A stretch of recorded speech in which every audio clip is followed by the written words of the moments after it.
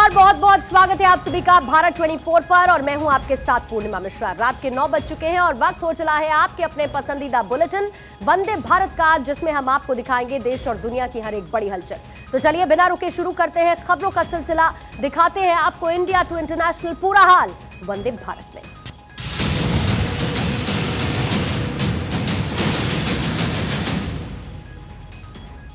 और वंदे भारत की शुरुआत कुछ तस्वीरों के साथ। मेरी जान तिरंगा है। इस तिरंगे के लिए हर हिंदुस्तानी अपनी जान की बाजी लगाने के लिए हर वक्त हर पल तैयार रहता है, चाहे जान क्यों ना चली जाए, लेकिन तिरंगे की शान कम ना हो।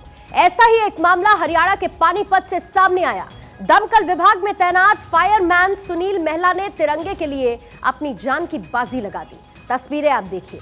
शहर के भारत नगर की एक स्पिनिंग मिल में आग लग गई थी और आग के बीच मिल के मेन गेट की छत पर तिरंगा लहरा रहा था। और जैसे ही सुनील की नजर तिरंगे पर पड़ी तो वो अपनी जान की परवाह किए बगैर छत पर चढ़ गए और कुछ ही देर में तिरंगा सुरक्षित तरीके से उतारा और सम्मान समेत पड़ोस की फैक्ट्री में रख दिया। सुनील मेहला जींद के भटनागर कॉलोनी के निवासी हैं। हरियाणा के पानीपत की ये तस्वीरें, जहां जान की परवाह किए बगैर तिरंगे का सम्मान, तिरंगे पर कोई आंच ना आए, तिरंगे की शान कम ना हो। ये तस्वीरें आप देख रहे हैं कैसे एक मिल में आग लगती है और उसकी छत पर लगा तिरंगा, जिसे बचाने के लिए सुनील फौरन ऊपर तक पहुंच जाते हैं। ये फायरमैन का जुनून नजर आया तिरंगे के सम्मान को बरकरार रखने के लिए और ससम्मान इस तिरंगे को यहां से उतारकर बगल की फैक्ट्री की छत तक इन्होंने पहुंचा दिया।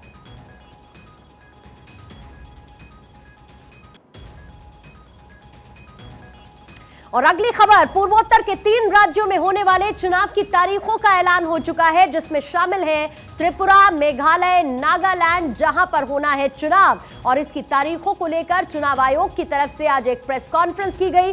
चुनाव आयोग की तरफ से यह बताया गया कि चुनाव निष्पक्ष तरीके से कराए जाएंगे और 2 मार्च को नतीजों का ऐलान होगा। पूर्वोत्तर के 3 राज्य त्रिपुरा, मेघालय और नागालैंड के विधानसभा चुनाव का बिगुल बज गया है। तीनों राज्यों में होने वाले चुनाव की तारीखों का ऐलान हो गया है।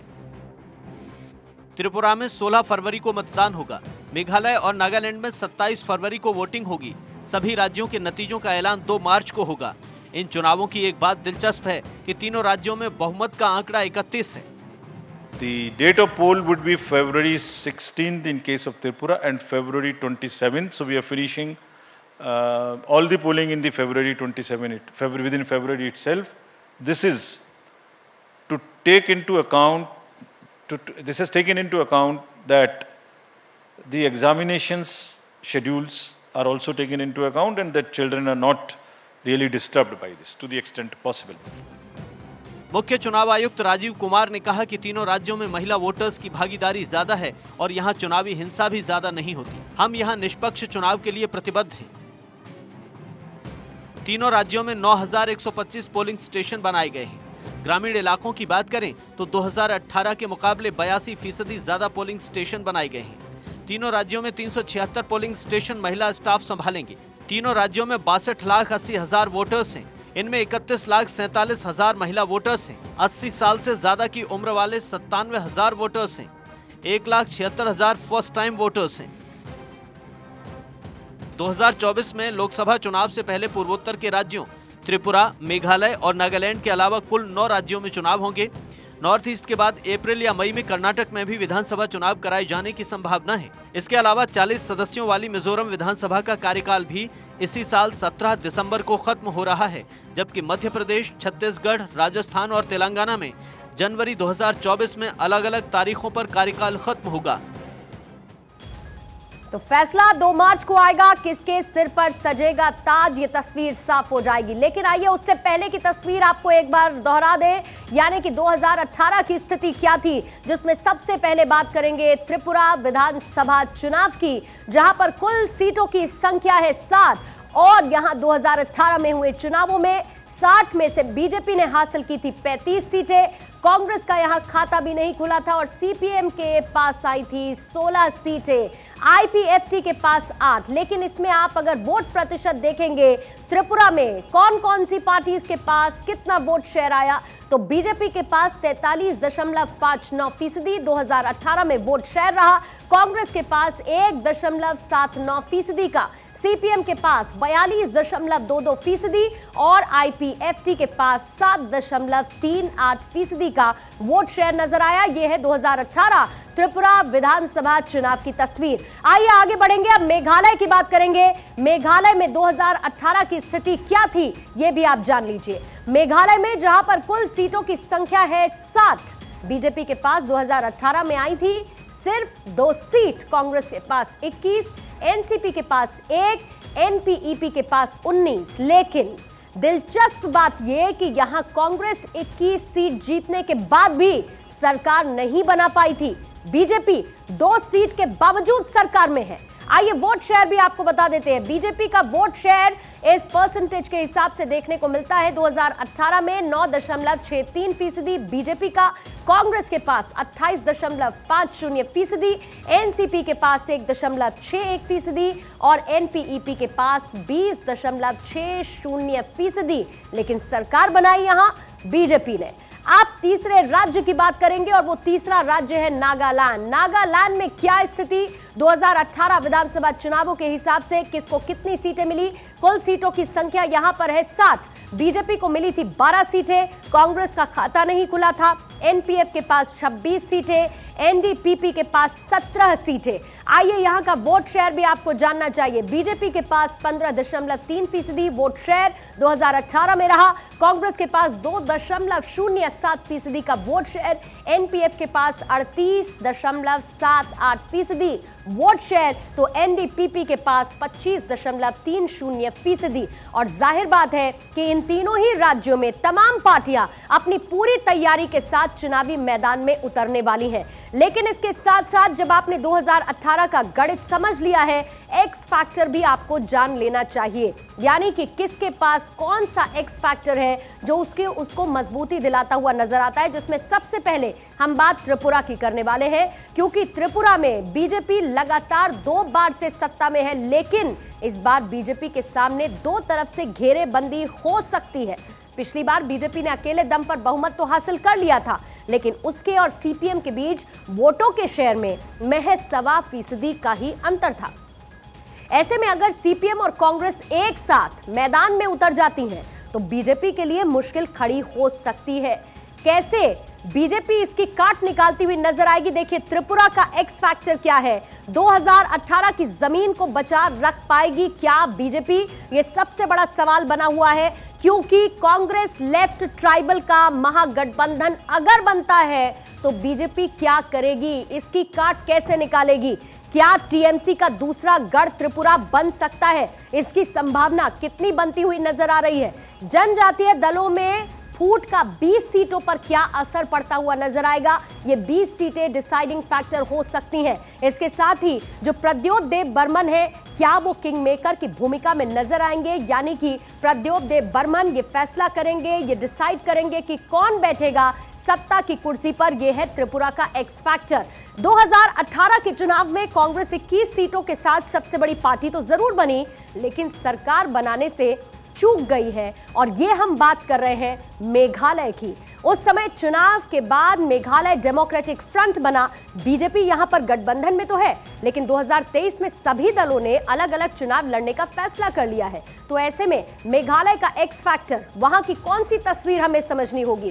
कॉनराड संगमा बीजेपी के बिना क्या जीत पाएंगे, ये बड़ा सवाल नजर आता है। क्या विपक्षी वोट बांटकर टीएमसी किंग मेकर बन सकती है? इसकी कितनी प्रबल संभावनाएं हैं? इसके साथ ही ईसाई बाहुल राज्य में बीजेपी की पैठ बढ़ेगी क्या? इसकी कोशिश बीजेपी लगातार बीते कुछ वक्त से करती हुई नजर आ रही है।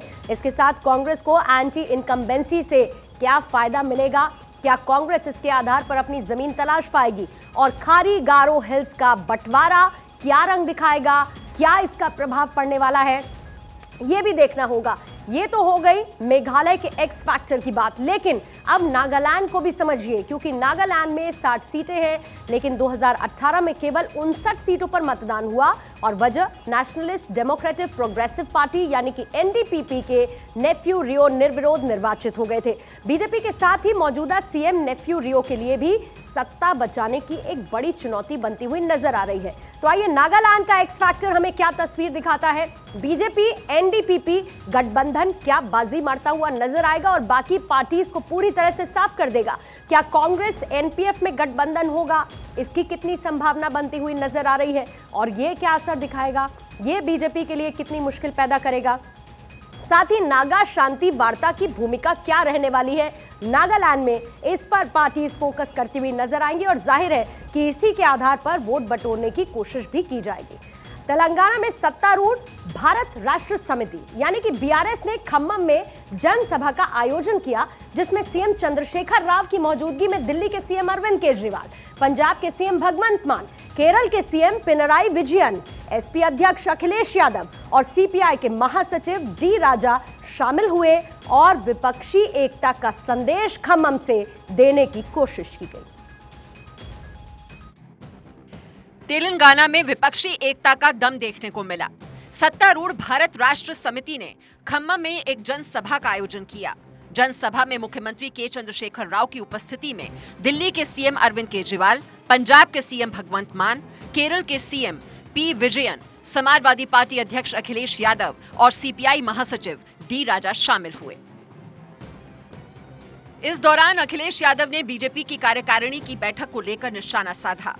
उन्होंने कहा कि कार्यकारिणी बैठक में कहा गया 400 दिन बाकी हैं। हमें तो लगता था कि ये सरकार वो है जो दावा करती थी कि हटेगी नहीं, लेकिन अब वो स्वयं स्वीकार कर रहे हैं कि अब 400 दिन हैं।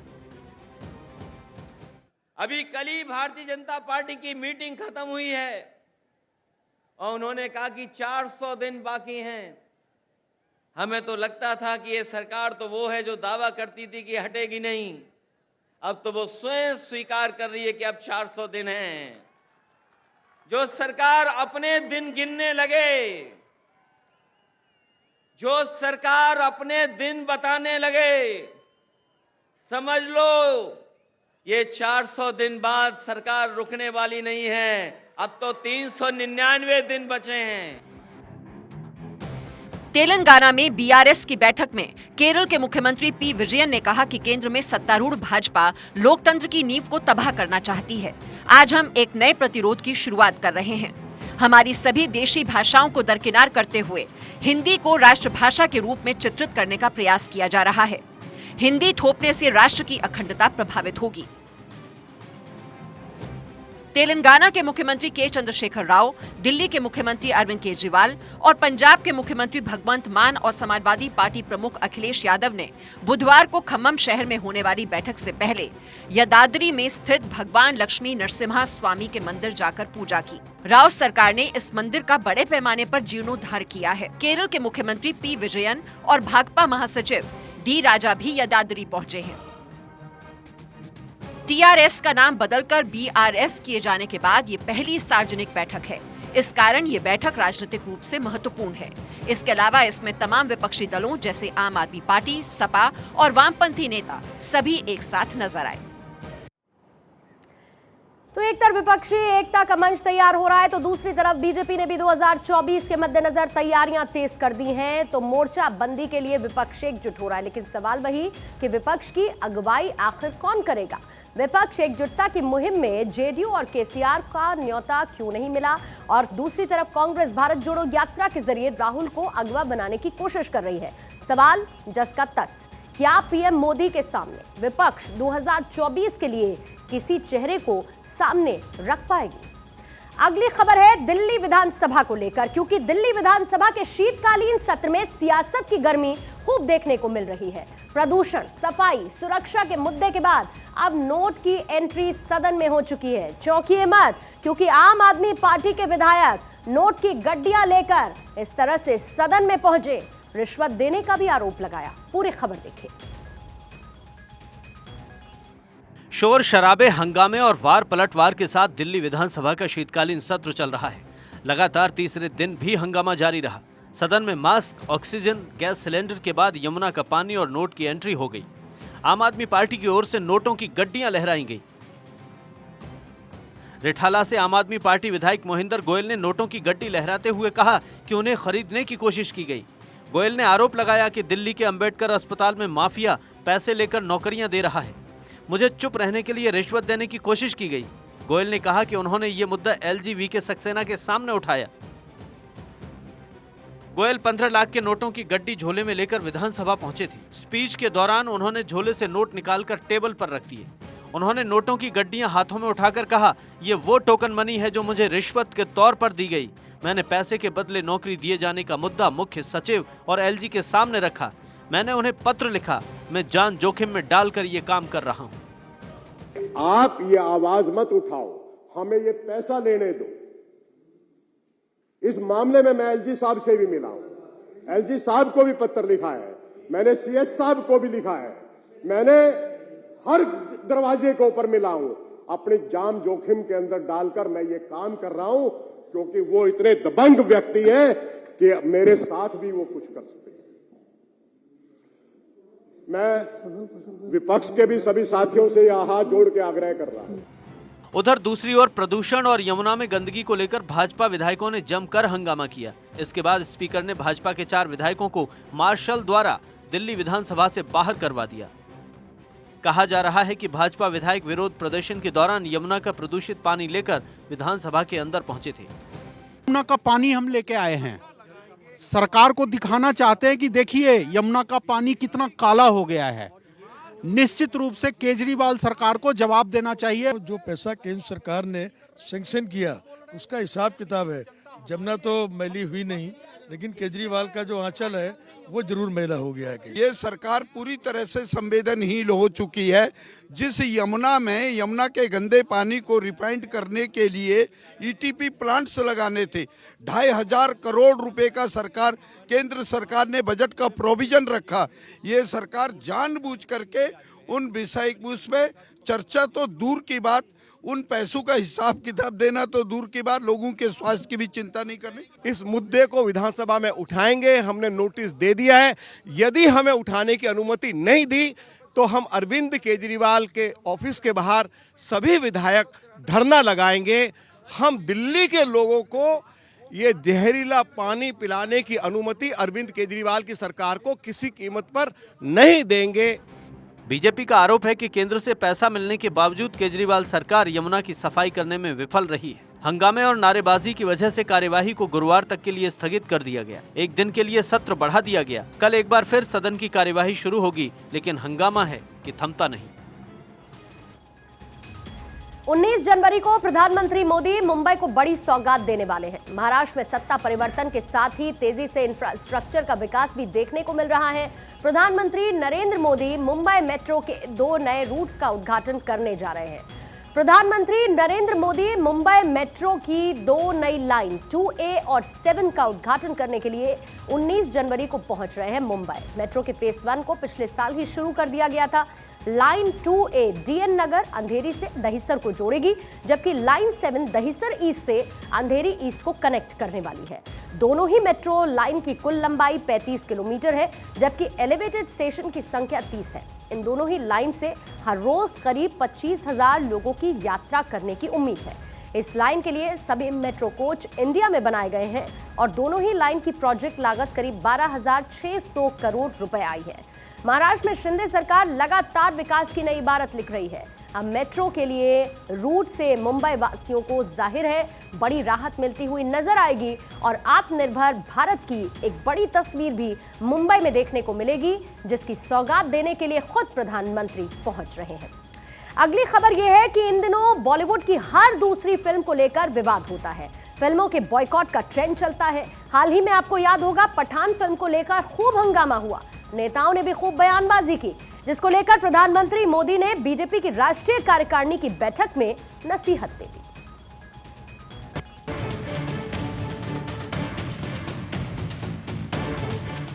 बॉलीवुड इन दिनों ट्रेंड में है। ये ट्रेंड बॉयकॉट का है।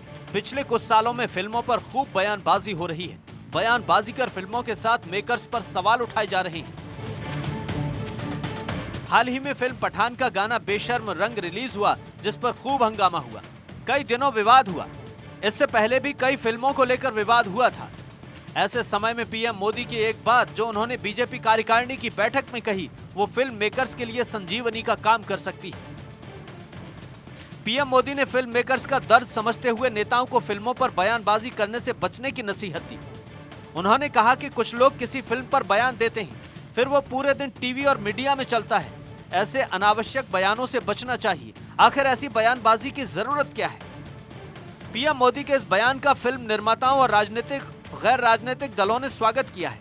साथ ही कलाकारों से लेकर दर्शक सभी को पीएम की बात पसंद आ रही है। हाल ही में फिल्म पठान के बेशर्म रंग गाने पर सबसे पहले एमपी के गृह मंत्री नरोत्तम मिश्रा ने आपत्ति जताई। उसके पहले भी वो कई फिल्मों को लेकर ऐसे बयान दे चुके हैं। मीडिया में छाए रहने की नरोत्तम मिश्रा की इसी लालसा ने उनके समीकरण को बिगाड़ दिया है। फिल्मों पर बयान के चलते ही नरोत्तम मिश्रा की ब्रांड इमेज को बट्टा लगा है। कभी नरोत्तम मिश्रा मुख्यमंत्री की रेस में पहली पंक्ति में देखे जाते थे, लेकिन अब वो इस रेस में बहुत पीछे हो गए हैं। दरअसल नेताओं की बयानबाजी से बॉलीवुड फिल्म निर्माताओं को बड़ा नुकसान होता है, जिसे पीएम मोदी ने समझा और नेताओं को गैर जरूरी बयानबाजी करने से बचने को कहा है। खेल को सरकार लगातार बढ़ावा दे रही है। बस्ती में सांसद खेल महाकुंभ के दूसरे चरण का उद्घाटन किया गया, जिसमें हजारों खिलाड़ी हिस्सा ले रहे हैं। बड़ी बात यह कि इसमें बड़ी संख्या में बेटियां शामिल हो रही हैं।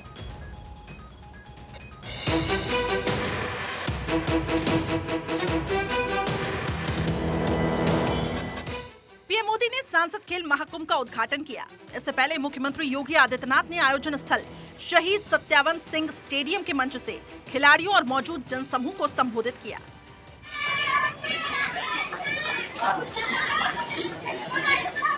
सीएम योगी ने कहा कि पिछले 8 वर्षों में पूरा देश और दुनिया नए भारत का गवाह बना। बदलते भारत ने दुनिया को हर क्षेत्र में अपनी ताकत का एहसास कराया। पिछले 8 वर्षों में पूरे देश ने और पूरी दुनिया ने एक नए भारत का दर्शन किया है। बदलते हुए भारत ने दुनिया के सामने हर एक क्षेत्र में अपनी ताकत का एहसास कराया है और आज दुनिया भी इस बात को मानती है कि इस नए परिप्रेक्ष्य में आदरणीय प्रधानमंत्री जी श्री नरेंद्र मोदी जी के नेतृत्व में भारत अब दुनिया का नेतृत्व करने की क्षमता अर्जित कर चुका है। वहीं पीएम मोदी ने कहा कि ये हमारी बस्ती महर्षि वशिष्ठ की पावन धरती है। ये साधना, तप और त्याग की धरती है। खिलाड़ियों के लिए उसका खेल भी एक साधना है, एक तपस्या है।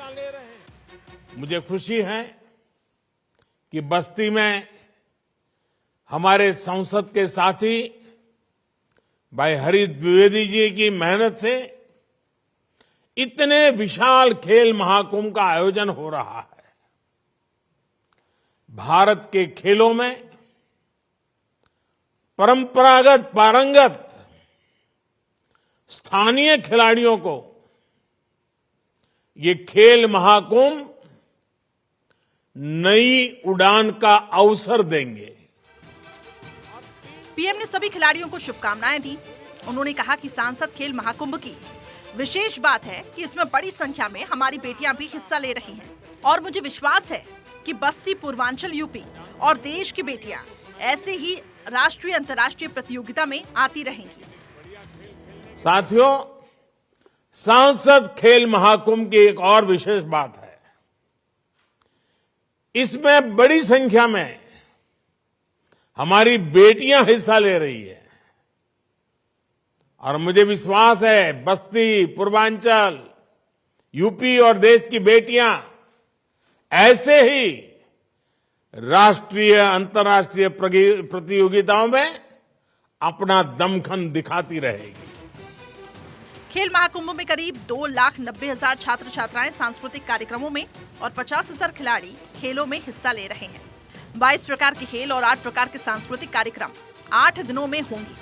कार्यक्रम का सीधा प्रसारण नमो ऐप और डीडी स्पोर्ट्स पर हो रहा है। जिला स्तर पर 18 से 28 जनवरी तक खेल महाकुंभ चलेगा।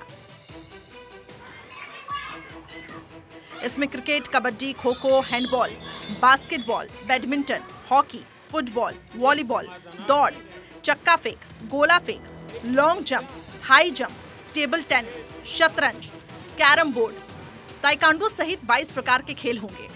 सांस्कृतिक कार्यक्रम के तहत निबंध, गायन, काव्यपाठ, पोस्टर सहित 8 प्रतियोगिताएं आयोजित की जाएंगी।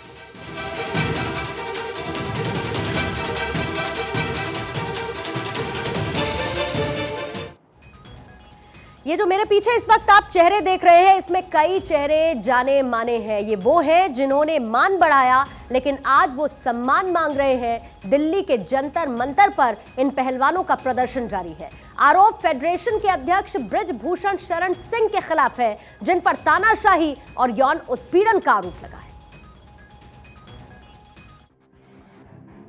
जिन्होंने देश का मान बढ़ाया, वो अपने सम्मान के लिए सड़क पर प्रदर्शन कर रहे हैं। दिल्ली के जंतर मंतर में देश के पहलवानों का प्रदर्शन जारी है। भारत के कई दिग्गज पहलवान भारतीय कुश्ती संघ के खिलाफ प्रदर्शन कर रहे हैं। दिल्ली के जंतर मंतर में प्रदर्शन कर रहे पहलवानों ने राष्ट्रीय संघ के अध्यक्ष बृजभूषण शरण सिंह पर तानाशाही के साथ यौन उत्पीड़न का आरोप लगाया। सिर्फ मैंने ये नहीं लगाया आरोप, बहुत सारी लड़कियां हिम्मत करके शायद आगे निकल के आएंगी जिनके साथ में हुआ है, और हमारे साथ में कुछ ऐसा हुआ है तभी हम ऐसे निकल के आए हैं। इतने बड़े अगर लेवल पे अगर हम जाके अगर ऐसा कदम उठाए तो कहीं ना कहीं कोई बहुत बड़ी वजह रही हो। विरोध प्रदर्शन कर रहे पहलवानों में टोक्यो ओलंपिक के कांस्य पदक विजेता बजरंग पूनिया और विश्व चैंपियन पदक विजेता विनेश फोगाट समेत देश के कई शीर्ष पहलवान शामिल हैं।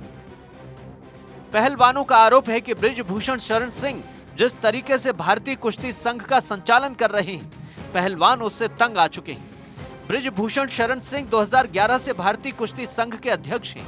वो फरवरी 2019 में लगातार तीसरी बार WFI के अध्यक्ष चुने गए। बृजभूषण शरण सिंह कैसरगंज से भाजपा सांसद भी हैं। ना तो इसमें पॉलिटिक्स चाहते, हम खिलाड़ी हैं, हम देश के लिए लड़ रहे हैं तो अपने लिए भी लड़ सकते हैं। हमें कोई पॉलिटिक्स नहीं करनी यहाँ पे, ना हमें किसी पॉलिटिशियन की सपोर्ट की जरूरत है। हम बात करेंगे प्रधानमंत्री जी से, गृह मंत्री जी से, रिक्वेस्ट है वो हमारी, क्योंकि वो खिलाड़ियों से बहुत प्यार करते हैं, हमेशा हमारा सपोर्ट किया उन्होंने, तो वो हमारी बात जरूर सुनेंगे। दिल्ली महिला आयोग की अध्यक्ष स्वाति मालीवाल भी जंतर मंतर जाकर खिलाड़ियों से मिली। उन्होंने कहा, मैं हैरान हूँ, भारत को ऊंचाइयों पर ले जाने वाली महिलाएं न्याय मांगने के लिए जंतर मंतर पर इकट्ठी हुई हैं।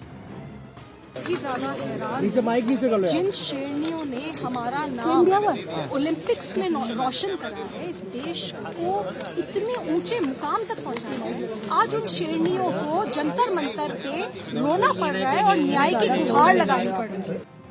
दूसरी ओर कुश्ती फेडरेशन अध्यक्ष बृजभूषण शरण सिंह ने अपने ऊपर लगे आरोपों पर जवाब दिया और आरोपों का खंडन किया। सबसे बड़ा जो आरोप विनेश ने लगाया है, क्या सामने कोई है?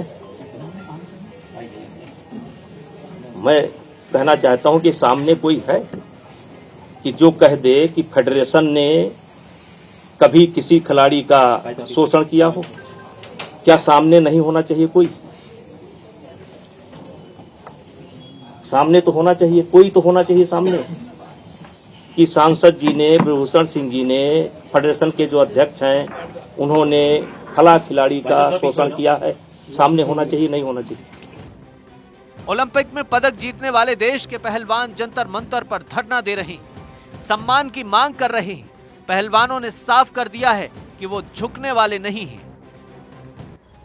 और ये भी साफ कह दिया गया कि ये प्रदर्शन ऐसे ही कल भी जारी रहने वाला है। अगली खबर प्रयागराज को लेकर, जहां के माघ मेले में धर्मांतरण की साजिश का चौंकाने वाला खुलासा हुआ। पुलिस ने मेला क्षेत्र में मुस्लिम और हिंदू धर्म से संबंधित आपत्तिजनक लेख वाली 204 किताबों को जब्त किया। इसके साथ ही 3 युवकों को भी गिरफ्तार किया गया।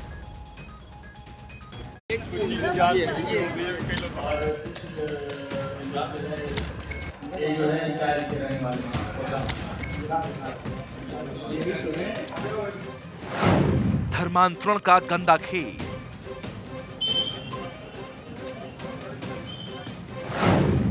नफरत फैलाने का प्लान फेल,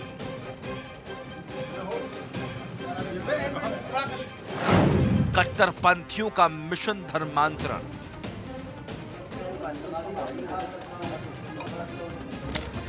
इन दो तस्वीरों में दिख रहे ये लोग तो महज वो प्यादे हैं जिनके जरिए नफरत के इस खेल के आका अपना मिशन पूरा करते थे। सबसे पहले बात प्रयागराज में धर्मांतरण की साजिश के खुलासे की, जिसका खुलासा उस वक्त हुआ जब पुलिस को प्रयागराज के माघ मेले में हिंदू धर्म को लेकर आपत्तिजनक लेख वाली किताबों के बारे में जानकारी मिली।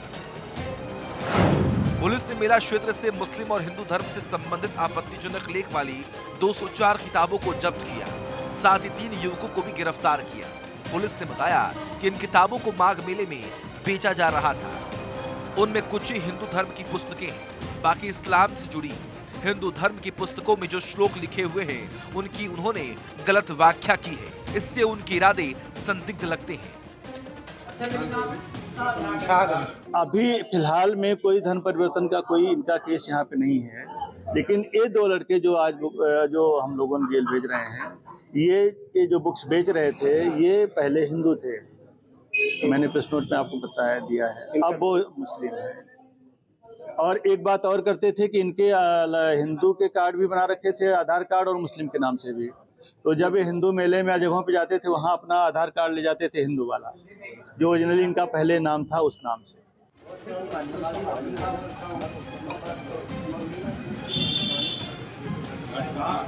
आरोपियों के नाम महमूद हसन गाजी, मोहम्मद मुनीश और समीर है। गिरोह का सरगना गाजी है, जो कि फतेहपुर का रहने वाला है। गाजी प्रयागराज के मरियाडी में इस्लामिया हिमदादिया मदरसे में टीचर है। वह पैगामे पैदानियत संस्था का प्रेसिडेंट भी है। पुलिस ने बताया कि इन लोगों के तार अबू धाबी से जुड़े हैं। जिस व्यक्ति को ये लोग किताबें दे रहे थे उसकी फोटो और मोबाइल नंबर ले रहे थे और फिर photo mobile number Abu Dhabi भेज दिया करते थे। वहां से इन्हें आर्थिक मदद मिलती थी। इसके बाद धर्म परिवर्तन के लिए प्रेरित किया जा रहा था। आरोपियों ने पुलिस पूछताछ में ये भी बताया कि वे हिंदू धर्म के वेद से श्लोक प्रिंट करते हैं। इसके बाद श्लोकों का अर्थ का अनर्थ निकालकर दुष्प्रचार करने का काम करते हैं, ताकि इसके जरिए गरीब लड़कों को धोखे से बहला फुसलाकर धर्म परिवर्तन कराया जा सके। धर्मांतरण का ये खेल सिर्फ प्रयागराज तक सीमित नहीं है। बिहार के वैशाली में भी जबरन धर्मांतरण के खेल का खुलासा हुआ। एक महिला और पुरुष पर हिंदुओं को लालच देकर ईसाई धर्म में धर्मांतरण करवाने का आरोप लगा, जिसके बाद इलाके के लोगों ने पहले उन्हें पीटा, फिर चेतावनी देकर छोड़ दिया। हर दिन के साथ बढ़ती धर्मांतरण की घटनाओं से साफ है कि कट्टरपंथी और नफरत गैंग भारत के टुकड़े करने का कोई मौका नहीं छोड़ रही। ऐसे में इन पर सख्ती के साथ साथ ये भी जरूरत है कि अपने धर्म के प्रति सजग रहें। उत्तर प्रदेश की राजधानी लखनऊ में सरेआम इश्क फरमाना महंगा पड़ा। वीडियो वायरल हुआ, जिसके बाद पुलिस ने केस दर्ज किया तो काशी में रंगबाजी दिखाने पर फॉर्च्यूनर कार को जब्त कर लिया गया।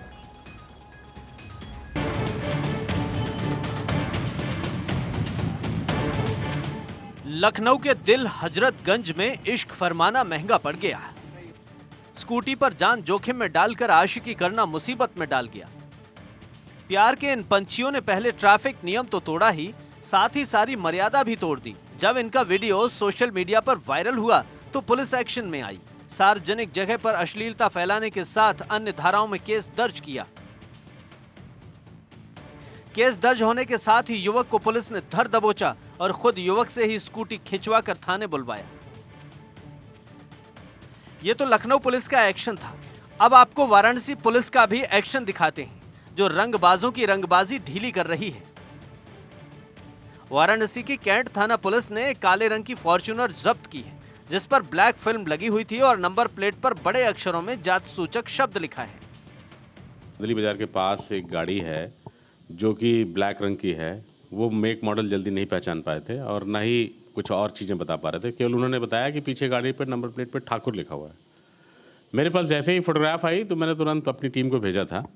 जा करके उन्होंने चेक किया तो वास्तविकता में जो बात बताई गई थी वह पूरी तरह सही पाई गई।